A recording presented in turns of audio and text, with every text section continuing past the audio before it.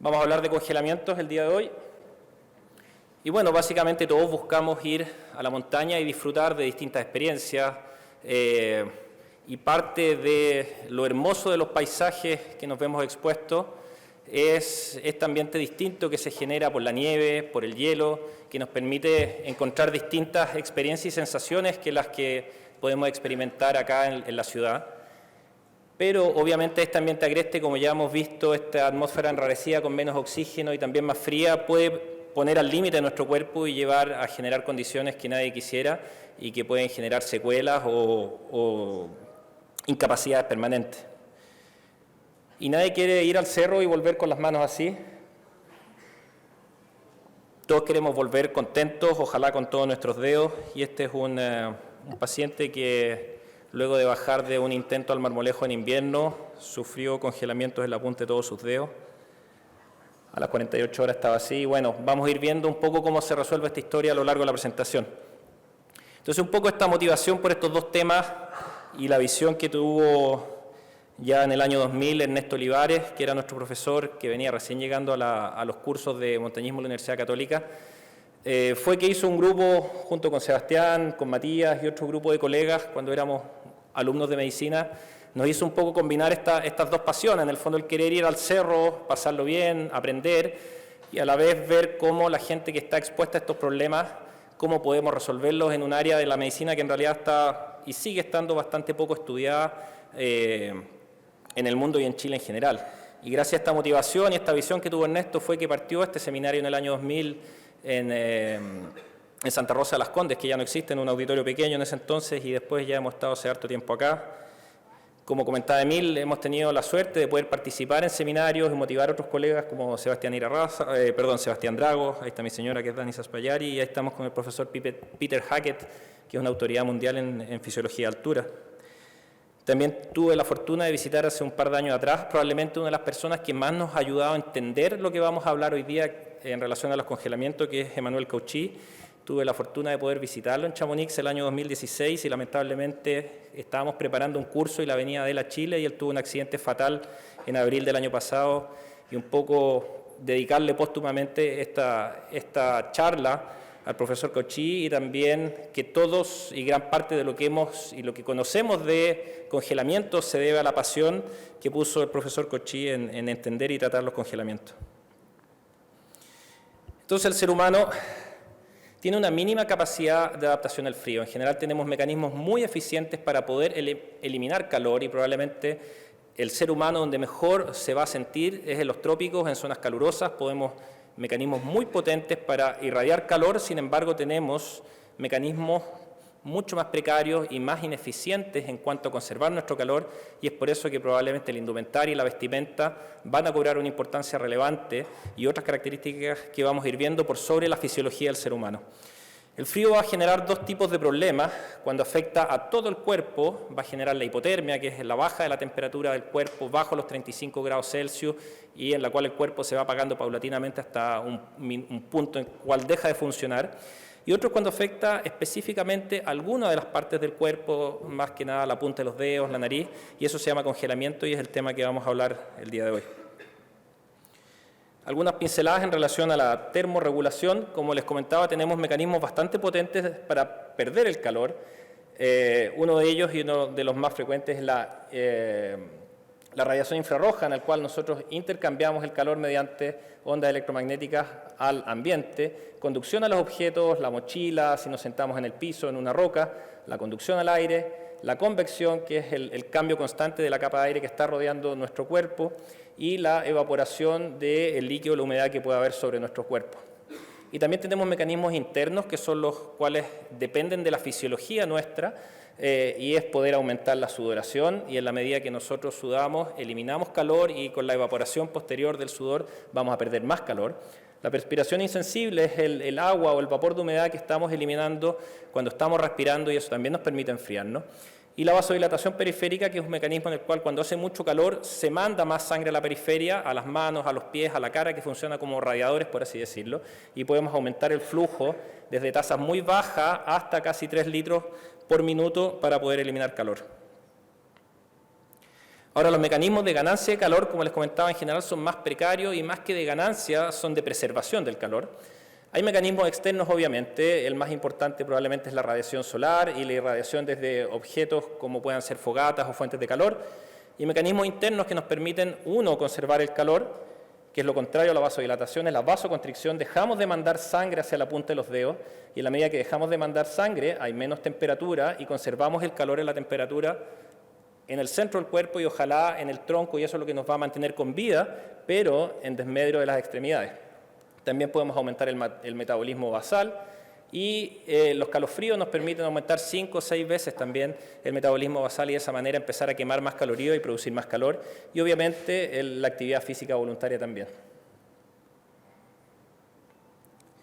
Entonces, básicamente y producto de este mecanismo que nos permite conservar el calor, que es la vasoconstricción periférica, es que el congelamiento va a afectar las zonas acras, que son las que primero se van a contraer y donde primero vamos a dejar de enviar sangre, que básicamente son las puntas de las manos, las puntas de los pies, la piel de la región glútea, la nariz, las orejas.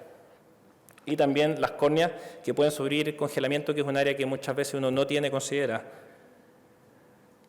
En cuanto a la epidemiología, mucho más frecuente en hombres y probablemente tiene que ver con la exposición. Actualmente no tenemos estadísticas más actuales, pero tiene que ver probablemente con la exposición a los deportes de montaña y también la exposición al frío en el ambiente militar. La edad más frecuente está entre los 30 y los 50 años, en plena edad productiva, y en las latitudes norte muchas veces es más frecuente en vagos, gente que no tiene casa y se queda dormida a la intemperie y muchas veces bajo los efectos del alcohol.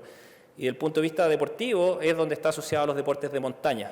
Muchos creemos que esto es exclusivo del himalayismo y del montañismo de grandes alturas, pero es mucho más frecuente, ocurre en montañas cercanas acá a Santiago como el Plomo, incluso en deportes que no son montañismo propiamente tal. En este minuto las carreras de trail running o de mountain bike están siendo cada vez más frecuentes en sitios fríos y probablemente en sitios más altos, y eso hace que la gente con indumentaria que es mucho más precaria que la que se ocupa en el montañismo, zapatillas más livianas, calcetines más delgados, presente congelamiento en prácticas de deportes que no son tradicionalmente el montañismo.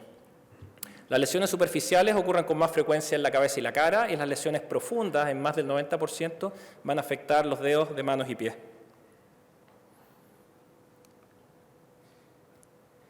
Como les comentaba, afortunadamente hay un grupo de gente motivada, esto se ha ido estudiando. El 2014 la Sociedad Americana de Medicina de Lugares Remotos decidió generar un consenso y un panel de expertos, y ellos el año 2014 publicaron las primeras guías para el tratamiento del congelamiento y de otras patologías medioambientales, y acaban de lanzar la reevaluación de estas guías y acaban de salir publicadas las del año 2019, que es básicamente la información y la evidencia más actual que tenemos disponible con respecto al tratamiento, y es un poco lo que vamos a ir presentando en esta presentación. Factores de riesgo identificados para presentar congelamiento y factores que dependen del huésped, de la persona, y como les comentaba, lo más frecuente no necesariamente está relacionado a deportes de montaña, sino que a veces en gente en ambiente urbano y más bien en situaciones de pobreza, y es con abuso del alcohol, 63% los más frecuentes donde ocurren en los congelamientos. Sin embargo, eso no está exento de los deportes de montaña en gente que se ha congelado también bajo los efectos del alcohol. El tabaquismo, porque la nicotina un poco afecta la irrigación hacia la punta de las manos y los dedos. Enfermedad vascular periférica, es decir, gente que tiene algún problema en sus arterias y que hace que llegue menos sangre también o que llegue más lento el flujo a las manos y los pies. Gente que tiene algún tipo de patología psiquiátrica que no le permite hacer un adecuado juicio de lo que está pasando en el ambiente o en las percepciones que tiene de su cuerpo. Y la gente que ha tenido un congelamiento previo tiene un riesgo aumentado de por vida de poder volver a congelarse. Obviamente, factores ambientales, el congelamiento no va a ocurrir en un ambiente cálido y tropical, tiene que ocurrir en ambientes fríos, y en general se ha visto que temperaturas bajo los 15 grados bajo cero ya comienza a ser un factor de riesgo. A mayor tiempo de exposición también hay mayor probabilidad de congelamiento. Altitudes por sobre los 4.000 o 5.000 metros ya comienzan a ser zonas de riesgo, y también considerar que probablemente a temperaturas más altas o altitudes más bajas, si es que existe Un viento alto puede generar una sensación térmica más baja y finalmente generar una mayor pérdida de calor y eventualmente caer en congelamiento. Y esta es la más importante, si quiero que se lleven un concepto de esta presentación es esto, prevención. Por mucho que haya mucha gente estudiando, mucha gente publicando, finalmente el tratamiento que se hace no logra nunca superar el hecho de no haberse congelado. Y aquí está la clave, en prevenir. Y si se tiene que llevar un concepto es este. Prevenir es mejor que curar, obviamente es un adagio bastante repetido, pero particularmente en el congelamiento, que en los congelamientos profundos aún no existe una buena solución médica que lo pueda revertir del todo. Lo importante es que podamos asegurar una adecuada llegada de sangre a los tejidos, a las manos y a los pies. Y reconocer signos precoces. Cuando nosotros ya tenemos esta sensación de frío o las manos con sensación de adormecimiento que ustedes tocan y la mano se siente torpe, es la alerta en el tablero del auto que nos está diciendo, ojo, si no hacemos nada, esto va a pasar a un problema mayor. Y es ese el momento de actuar. Cuando ustedes ya dejan de sentir las manos, esto ya comienza a progresar, los nervios se adormecen y se cae en un estado en el cual nosotros ya nos sentimos y el congelamiento va a ir progresando en profundidad, pero nosotros no nos estamos dando cuenta que esto está avanzando y eso ya es tarde. Entonces, para mantener una adecuada perfusión, es decir, una adecuada llegada de sangre y de nutrientes a la periferia, es importante que mantengamos adecuadamente la temperatura central y la hidratación. Tenemos que estar muy bien abrigados, preocuparse no solo de tener un buen guante, sino de que tener una buena chaqueta, mantener muy bien la temperatura central, de manera que nuestro cuerpo pueda irradiar hacia las manos y no que de las manos y los pies venga de vuelta a la parte central del cuerpo. Mantener bien hidratado en la medida que tengamos un buen volumen de sangre, lo mismo, tenemos suficiente agua en todo el sistema para poder llevar a los radiadores de la periferia. Si tenemos poca agua, se va a quedar en la bomba central. Hay que minimizar cualquier restricción del flujo sanguíneo y esto es fundamental y probablemente uno de los factores de riesgo más importantes de congelamiento en el pie es el calzado apretado. El calzado nos tiene que quedar holgado y con la capacidad de, con el calcetín que vamos a estar expuestos en el frío, es decir, un calcetín grueso, tener la capacidad de poder mover los dedos, de manera que no haya ninguna restricción a la llegada de sangre. Lo mismo pasa con la ropa, que no quede ninguna zona que apriete, ni en las muñecas, evitar pulseras apretadas, nada que pueda restringir el flujo sanguíneo. Y eventualmente en condiciones de hipoxia severa sobre los 7.500 metros, también el oxígeno suplementario ha demostrado ser eficiente en permitir una mejor llegada de sangre a la periferia. Ahí, bueno, existe toda una discrepancia con respecto al uso o no uso de oxígeno suplementario, pero específicamente desde el punto de vista de congelamiento, en este tipo de alturas lo previene.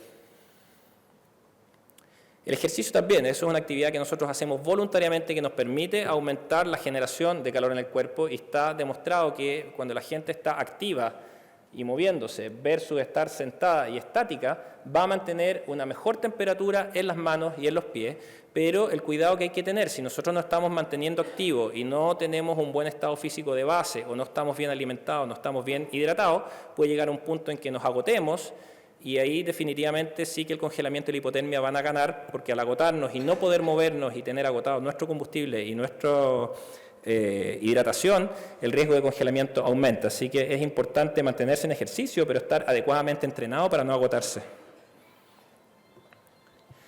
Cosas que pueden parecer obvias, obviamente protegerse del frío, evitar exponerse a temperaturas inferiores a menos 15, sin embargo esto sabemos que es imposible y que es parte de nuestro deporte, pero si nos vamos a exponer a temperaturas bajo los menos 15 tenemos que estar adecuadamente vestidos y preparados. Protegerse de la humedad, ojalá no mojarse, evitar transpirar o evitar estar con ropa mojada. A veces es inevitable transpirar sin tener una muda de ropa seca a mano y moverse con vestimenta por capas y ir cambiando. Si tengo calor me saco, si tengo frío me pongo, pero la idea es evitar llegar a transpirar y quedarse con ropa húmeda una vez que estamos expuestos al frío. También es fundamental asegurar que nuestro cerebro tenga una adecuada respuesta conductual al frío, que nosotros podamos percibir esta sensación que le estaba comentando en las manos, de cuando están frías, cuando están dormidas, que podamos saber si tenemos hambre o tenemos sed, y por lo mismo evitar exponerse al frío bajo el efecto de alcohol o droga, y la hipoxemia extrema también. Si estamos con síntomas de mal agudo de montaña o ya de edema cerebral de altura, definitivamente el juicio no es el mismo y podemos caer en hipotermia o congelamiento simplemente porque no teníamos la capacidad de poder evaluar que estaba pasando eso. Los calefactores químicos o eléctricos que actualmente están incorporados en algunas botas, en algunos guantes, también son bastante útiles, pero la precaución que hay que tener es que no queden en contacto directo con la piel porque pueden quemarla, y que tampoco el uso de poner usar un pad químico adentro de la bota haga que esta bota nos quede tan apretada finalmente que restrinja el flujo. Así que hay que entrenarlo y probarlo antes de exponerse al cerro, y que quede adecuadamente holgado, de manera que tengamos buena perfusión en los pies. Y la actitud. El agotamiento, como les comentaba, predispone. Si estamos agotados, nos vamos a quedar inmóviles y vamos a perder cualquier capacidad de generar calor. Así que hay que saber detenerse. Si las condiciones son adversas, vemos que nos estamos agotando, tal vez es el momento de detenerse, de armar campamento, de establecer un bivac, de protegerse. Fundamental también, si estamos en grupo, estar constantemente, cuando estemos expuestos al frío, hacer un chequeo individual de los síntomas que estamos viviendo nosotros o de los síntomas que puedan estar teniendo los compañeros. Muchas veces la cara, a veces en la punta de la nariz, es el primer síntoma, se pone blanca o las mejillas se ponen muy blancas, y eso obviamente uno no lo puede ver, pero hay que estar mirándole la cara al resto de los compañeros, y muchas veces nosotros nos podemos dar cuenta antes que ellos que están sufriendo un congelamiento, por ejemplo, en la punta de la nariz. Y si tenemos la eventualidad de que hay algún compañero que está accidentado, que no se puede mover, que tenemos que evacuarlo, o que está sufriendo un mal agudo de montaña severo, un edema cerebral, y que no está en condiciones de moverse, nunca debiéramos, ojalá, abandonarlo, ojalá siempre acompañarlo, protegerlo del frío, hidratarlo, etcétera, de manera que no quede inerte frente al medio ambiente. Todo lo que voy a hablar ahora, ojalá, como le digo, lo importante fue lo que ya acabo de decir. Ahí se acaba lo importante, y de acá en adelante es lo que sabemos que pasa y un poco lo que sabemos cómo paliativamente tratarlo, pero ojalá nunca tengamos que llegar a esto. Entonces, si tienen que recordar algo, todo lo que se aprendió hasta atrás. Entonces, la primera fase es una fase de precongelamiento que les explicaba, esta exposición al frío, en que la piel se pone un poquitito más pálida, en que tenemos sensación de frío, y ese es el momento de actuar. De ahí en adelante ya el congelamiento comienza a avanzar, obviamente podemos detenerlo, pero la idea es que actuemos antes que eso. Entonces el congelamiento, la piel o el segmento del cuerpo se expone al frío. Inicialmente hay ciclos de vasodilatación, el cuerpo intenta mandar sangre, como les comentaba, para tratar de que esta sangre no haga que la zona se congele y le llegue un poco de calor, pero por otro lado tiene que proteger la temperatura central. Muchas veces van de la mano hipotermia con congelamiento. Entonces viene el ciclo de vasoespasmo, en que le deja llegar sangre. Esto pretende proteger la temperatura central del cuerpo. Y finalmente se llega a un plató de congelamiento que ocurre aproximadamente a los 2 grados Celsius bajo cero. Si el congelamiento es lento, se empiezan a generar cristales de hielo por fuera de las células. Si el congelamiento es más rápido, se comienzan a generar dentro de la célula, cosa que no tiene mucha relevancia. Pero el punto es que estos cristales de hielo que se forman dentro o fuera de la célula comienzan a dañar los tejidos. Se rompen proteínas, se rompen membranas, sale agua, se trombosan vasos pequeños. Y finalmente termina este plató que ocurre a 2 grados bajo cero, finalmente termina y se iguala con la temperatura ambiente que haya en ese minuto. Luego, la segunda fase del congelamiento es cuando nosotros descongelamos la zona que estuvo expuesta al frío, y estos son ciclos que se llaman de isquemia-reperfusión, es decir, ciclos en el cual no le llegaba sangre y luego le comienza a llegar sangre de manera parcial. Esto va a revertir el proceso de congelamiento, se funden estos cristales, se pasa por un plató de 2 grados Celsius hasta que se iguala la temperatura corporal, y comienza a haber problemas ya dentro de los pequeños vasos sanguíneos que se llaman los capilares. Estos se hacen altamente permeables, se rompen, sale líquido hacia afuera, y es la manifestación más frecuente es que aparecen estas bulas o ampollas, que es producto de todo el daño que están sufriendo los tejidos, secundario al daño de la circulación periférica menor.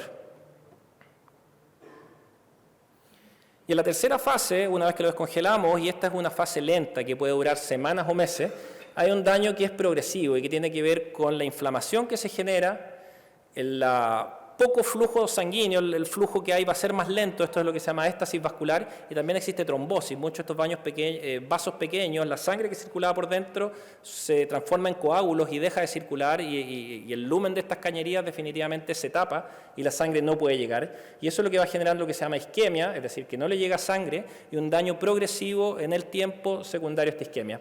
Y es muy similar a lo que ocurre con las quemaduras. Existen mediadores de inflamación que están altos y que estimulan a que haya un daño en los tejidos, que llegue menos sangre, y los que hacen que llegue más sangre están disminuidos.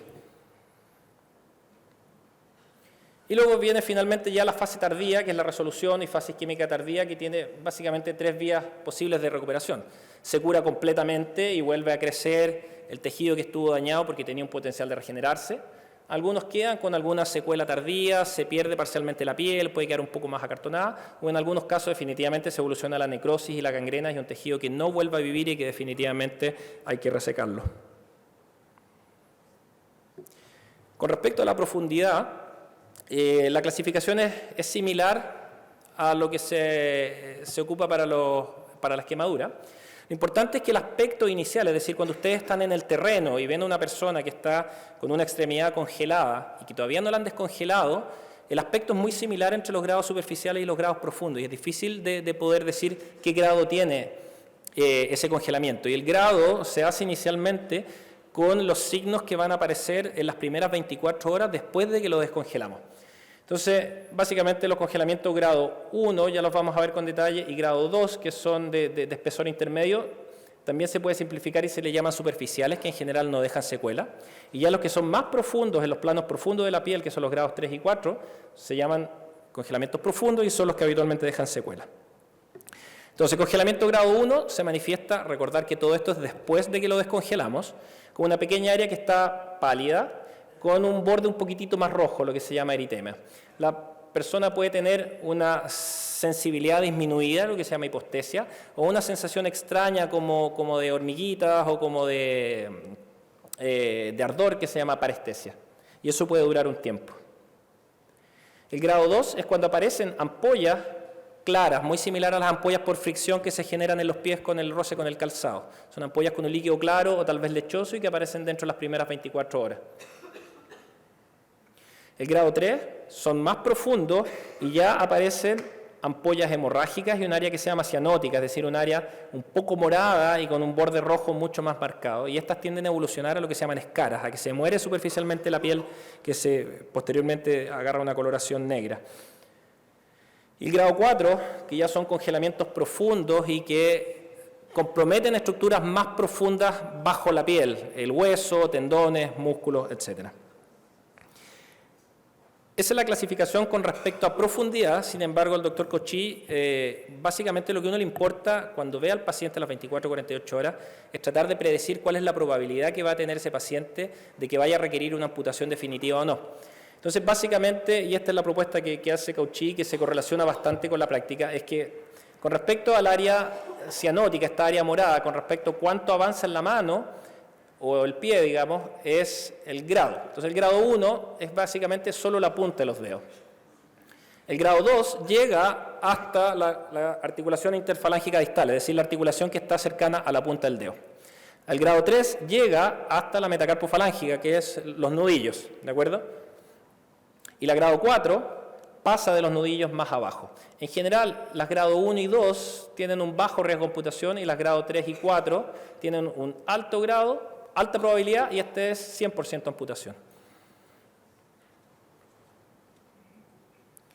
Entonces, el tratamiento consta de 2 fases. Uno son los objetivos en terreno, y básicamente eso es lo que ustedes debieran manejar como montañistas, y después ya vienen los objetivos en alguna estación médica avanzada, que puede ser en un campamento base o eventualmente ya en el hospital definitivo, pero que no son el objeto de lo que vamos a hablar en esta presentación. Entonces, lo primero, como les comentaba, prevención, y tienen que quedarse con esa palabra. Segundo, si el paciente lamentablemente ya sufrió un congelamiento, hay que protegerlo del frío adicional. O sea, no el hecho que esté congelado significa que lo damos por perdido, sino que esa mano que ustedes identificaron que ya tenía grado de congelamiento, cambiar, sacar el guante húmedo, poner un guante más grueso, etcétera, evitar que esta profundidad del congelamiento siga avanzando, que en ese momento en terreno no tenemos cómo saberlo. También protegerlo del trauma mecánico. Una zona que está congelada, que está expuesta al roce, a la fricción, puede generar un daño adicional. Entonces, alguien que tiene congelamiento en los pies, lo ideal es que ojalá no siga caminando. Obviamente eso hay que ponerlo con respecto a cuál es el riesgo al cual está expuesto, y a veces no queda otra. Si tienes congelamiento en la punta de los dedos y lo más rápido es que sigas caminando apoyado en los talones, bueno, es la vida o el dedo, digamos, pero el consejo es que ojalá evitemos el trauma mecánico. Y esto es importante también. Ya vamos a hablar un poquitito con respecto a cómo se hace el recalentamiento. Sin embargo, el recalentamiento no debiéramos hacerlo hasta que estemos 100% seguros que el compañero nuestro que tiene congelamiento esté libre de exponerse a un nuevo riesgo de congelamiento, porque el daño de una extremidad que se congeló, la descongelamos y se vuelve a congelar, es peor aún que haberlo dejado congelado todo el tiempo. Y obviamente tomar medidas generales que favorezcan la perfusión y la oxigenación local, que la persona esté abrigada, que esté caliente, que se saque la ropa que esté mojada, eventualmente darle agua, darle comida, etc. Entonces, en estos mismos consensos que acaban de salir publicados, un poco acá está todo detallado, como le digo, está bastante demostrado y estudiado, y es un poco lo que les voy a resumir de aquí en adelante y lo que comentábamos anteriormente.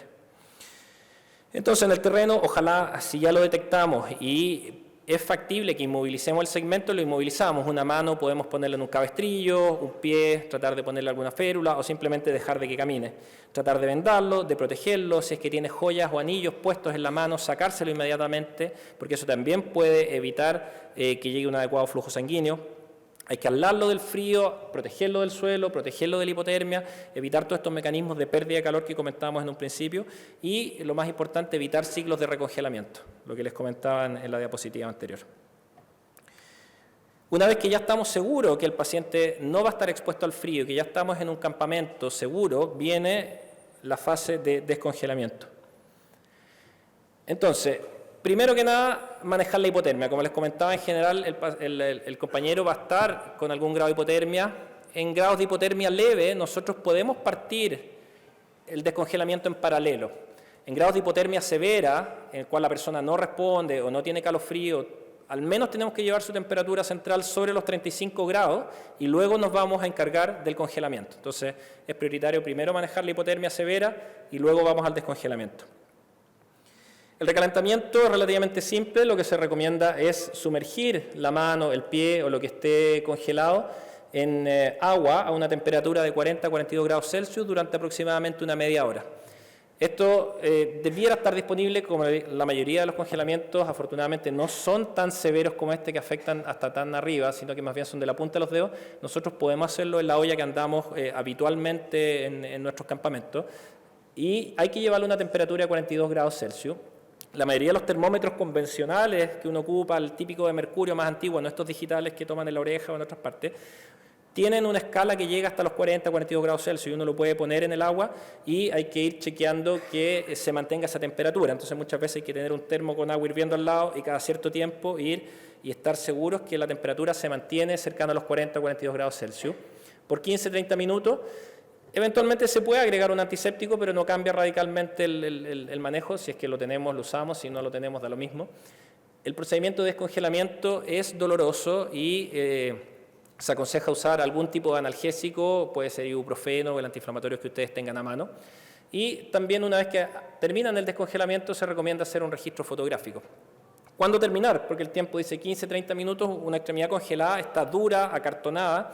Una vez que se descongela, adquiere este aspecto nuevamente, que es como más independiente que se vea feo, es un aspecto nuevamente de una piel flexible, que ya no parece cartón, es como una piel húmeda habitual. Ese es el minuto en que se termina el descongelamiento. Y obviamente una vez que hacemos eso, seguir con una adecuada venda de cobertura y protegerlo del frío.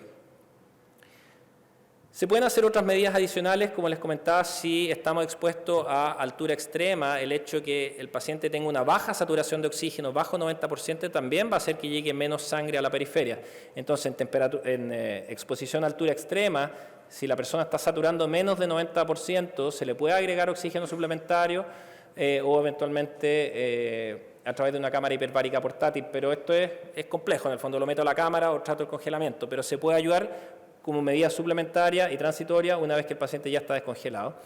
Y obviamente preocuparse de la hidratación, si el paciente no tiene una hipotermia severa, es decir, está consciente y puede tomar agua, darle de beber líquidos tibios y ojalá azucarados e irle aportando energía. Una vez completado esto, un adecuado vendaje, acolchado, protegerlo del frío, en las manos eventualmente un cabestrillo, en los pies un vendaje similar y ojalá que no camine y evacuarlo lo antes posible. Y como esto lo pongo acá nuevamente con la misma precaución que comentábamos antes, a veces lamentablemente las manos uno las puede poner en un cabestrillo y la persona puede caminar por sus medios y sale igual, pero a veces no queda otra que caminar 2 o 3 días porque no hay ningún rescate factible y ahí lamentablemente es una cosa por otra. Y acá también vuelve a detallar estas guías, como les comentaba, del 2019, qué cosas hacer o no hacer en el tratamiento definitivo hospitalario, el cual, como le digo, no es el objetivo. Les voy a dar un poco una pincelada, porque también existe mucho mito con respecto a que tengo que ir corriendo a tal hospital para que me hagan tal cosa, y a veces no tiene sentido perder tiempo en cosas que son innecesarias o buscar una atención con alguna medida que la verdad no es efectiva. Entonces, básicamente en hospital, si que el paciente llega rápido, a veces pasa que lo evacúan desde el terreno en helicóptero y recibe todo el tratamiento que comentábamos anteriormente, hay que administrarlo en el hospital. Pero básicamente hay dos medidas que son las que probablemente pueden cambiar el pronóstico del congelamiento. Lamentablemente, tienen que ser administradas precozmente para que sean efectivas y son las dos que le voy a comentar. Muchas veces pasa que el congelamiento ocurre y entre que la persona lo evacúan y finalmente logra llegar a la ciudad y logra llegar a un hospital, ya han pasado 2 o 3 días y ya se nos pasó esta ventana terapéutica. Entonces, uno es la trombolisis. Como vimos, gran parte del problema es que se generan estos trombos dentro de los vasos, y trombolisis significa hacer llegar a estos vasos que están tapados algún medicamento que pueda disolver este coágulo y que permita que llegue más sangre. Existen distintas formas, se pueden administrar a través de la vena que lleguen a todo el cuerpo, o meter una cánula específica en los vasos que están tapados e inyectar ahí una dosis bajita del medicamento. Y esto ha demostrado ser efectivo en congelamientos grado 3 o grado 4, como ya vimos, son congelamientos grado 3 o grado 4 de Cauchy, en el fondo los que comentábamos que llegaban hasta los nudillos o más allá de los nudillos, pero cuando es administrado antes de 24 horas. ¿De acuerdo? Entonces es una medida que disminuye la tasa de amputaciones, pero es una medida bastante específica y que tiene que ser administrada antes de 24 horas. Y otra terapia que ha demostrado ser útil, y esta es probablemente una de las que más estudiada de Manuel Cauchy, es el iloprost, que es un medicamento que básicamente trataría de revertir este fenómeno inflamatorio y de vasoconstricción que ocurre en los días posteriores al descongelamiento, y es el iloprost. Y el iloprost ha demostrado ser efectivo hasta 48 horas después del descongelamiento, o sea, nos da una ventana de un día más, en algunos casos dicen incluso hasta 72 horas, y disminuiría los riesgos de amputación también en los grados 3, 4, y también eventualmente si se hace asociado a trombolisis antes de 24 horas, los congelamientos grado 4, disminuiría la tasa de amputaciones. Y son probablemente las únicas dos medidas que un poco han logrado cambiar la tasa de amputaciones. Como digo, son súper específicas, no están disponibles en todas partes y con una ventana terapéutica bastante estrecha. Otras terapias que en esto también se han estudiado un montón, muchas han demostrado no ser efectivas. Las cámaras hiperbáricas actualmente no existe ninguna evidencia que las sustente. El hacer bloqueos regionales, simpatectomía, que es tratar de bloquear un poco el sistema nervioso que está afectando los vasos sanguíneos, anticoagulantes, etcétera, no han demostrado ser útiles con la evidencia científica que tenemos al día de hoy. Una vez que ya descongelamos, se hizo esta medida de urgencia, ya viene esta fase más lenta que les comentaba, que es este daño tisular progresivo, y aquí básicamente hay que preocuparse de qué hacemos con estas ampollas y bulas. Ahí hay varias medidas, esto ya es en contexto urbano en el fondo, se pueden debridar, sacarle el techo, hacerle curaciones, las ampollas hemorrágicas eventualmente drenarlas. El aloe vera tópico ha demostrado ser efectivo en disminuir el daño cutáneo cuando se administra durante los primeros días. El uso de antiinflamatorios o aspirina también, porque en parte inhiben este efecto inflamatorio o anticoagulante local que ocurre, y antibióticos de amplio espectro solamente en los casos que están evolucionando a infección. No es necesario usarlo en todos los casos. Esta fase, como les comentaba, es lenta, puede durar meses o semanas en que el paciente tiene que estar yendo a curaciones cada 2 o 3 días, eventualmente hay que elevarlo, inmovilizarlo, estar con un cabestrillo, usar férulas, puede estar yendo a hidroterapia, sumergirlo en agua tibia, muchas veces con este sistema tipo jacuzzi, lo cual permite estar removiendo células muertas y eventualmente disminuiría el riesgo de infección, a la vez que estimula el que haya una mejor perfusión, y esto se puede mantener durante las primeras 2 o 3 semanas y de todos modos evitar cualquier fármaco o sustancia que pueda tener un efecto vasoconstrictor en la periferia, como es el tabaquismo u otros. Y ya la fase tardía definitiva es, lamentablemente, tener que sacar lo que no va a volver a vivir, y eso se llama debridar el tejido necrótico, sacar lo que ya no va a vivir. Y como les comentaba, esto puede tomar un tiempo largo, y en eso es súper importante no apurarse y no estresarse con el aspecto inicial. La demarcación puede demorar entre 1 o 3 meses o más, y ahí existe un viejo también adagio: el congelamiento ocurre en invierno y la amputación se hace en verano, ¿de acuerdo? Hay que tomarse el tiempo necesario. Mientras no ocurra una infección, no esté evolucionando en una gangrena, nada que nos apure porque pueda poner en riesgo la vida de la persona, hay que esperar con toda calma que se delimite y eventualmente ir a sacar solamente lo que sabemos que no va a volver a vivir. Y en eso, como le digo, también existe experiencia bastante contradictoria. Hay gente que ha ido con el congelamiento, con la presentación que tiene a la semana o a las 2 semanas, a algún lugar le he dicho, no, esto hay que sacarlo, y la verdad, si uno espera con paciencia, se salva mucho más de lo que uno piensa inicialmente. Y ahí es importante lo que le comentaba, estos sistemas que ojalá nos permitan predecir el riesgo de amputación. Probablemente uno de los que tiene mejor correlación es este sistema que nos proponía Cauchy, que tiene que ver con respecto a cuán abajo está el congelamiento y las áreas moradas. Si afecta solamente la punta de los dedos o las primeras articulaciones, las primeras falanges, el riesgo es bastante bajo. Si ya llega a los nudillos, va entre 30 y 80, y si pasa bajo los nudillos, la verdad, la probabilidad es de un 100%. Eso con respecto al aspecto clínico, y también tiene una buena correlación con algunos exámenes específicos, como el cintigrama con tecnesio, que es un cintigrama que nos permite ver qué huesos tienen una adecuada llegada de sangre, y eso tendría una buena correlación con predecir el riesgo de amputación, y esto se puede hacer dentro de las primeras 72 horas. Existen algunos estudios que un poco avalan esto, en el fondo. La captación de un cintigrama tomado a las 72 horas se correlaciona bastante con el nivel de amputación final. Si fijas las manos, ahí había buena sangre hasta ese punto, en realidad eso es marginal lo que se ve ahí, y los niveles de amputación finalmente fueron muy similares a lo que mostraba el cintigrama a las 72 horas. Experiencias similares existen con resonancias magnéticas o resonancias magnéticas con medio contraste dentro de los vasos sanguíneos, pero esto, como le digo, ya son medidas que tiene que tomar el médico y decidirlo, pero finalmente tampoco es una predicción absoluta, hay que esperar con paciencia hasta definir el nivel adecuado. Existen un montón de secuelas, además de la amputación como tal. Una persona que tuvo un congelamiento de ahí en adelante y para el resto de su vida va a quedar con una mayor sensibilidad al frío, lo cual es mucho más marcado durante el primer año. Puede tener cambios de la coloración de la piel, es una piel que tiene ciertos cambios en que tiende a transpirar mucho más fácil, y sobre todo se afecta la función de los nervios en la periferia.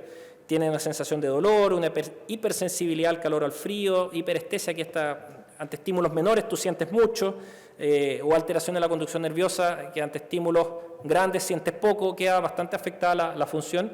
Eso en algunos casos es reversible, demora en revertirse entre 3 y 6 meses, o en algunos casos queda como una secuela definitiva. Pueden haber rigideces articulares cuando afecta articulaciones más abajo, los huesos quedan con osteopenia, es decir, con menor cantidad de calcio, y puede haber daño del cartílago articular, y estas articulaciones evolucionan precozmente a la artrosis, o en niños o en esqueleto inmaduro se pueden cerrar precozmente los cartílagos de crecimiento y determinar ciertas deformidades, o manos con dedos más cortos, producto que no tuvieron el potencial completo de crecer. Entonces, volviendo al caso inicial, se recuerdan que se veían todos los dedos bastante feos, con hartas ampollas.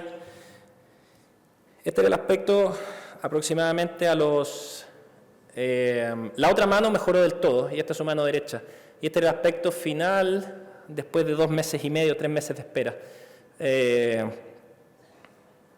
Y estas manos que se veían bastante feas, que uno pensaba, y el riesgo que tenía y el temor que tenía el paciente es que fuera a perder la punta de todos los dedos, gracias a Dios, con paciencia y esperando, solamente hubo que resecar la punta del dedo anular y todo el resto de los dedos pudo salvarse. Entonces, en resumen, el congelamiento es una lesión local provocada por el frío, pero llévense estas palabras, no se acuerden de nada más. Prevención, buena ropa, buena hidratación, buena alimentación, cuidar al grupo, estar atento a los síntomas que estamos sintiendo nosotros mismos. La presentación es muy similar al inicio, la evolución puede ser variable en el tiempo. El tratamiento tiene que ver con un descongelamiento precoz que debiéramos nosotros como montañistas saber aplicar.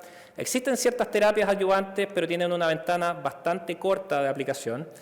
Y con paciencia aplicar curaciones y esperar hasta que se limite, y en ningún caso apurarse en el tratamiento quirúrgico definitivo. Muchas gracias.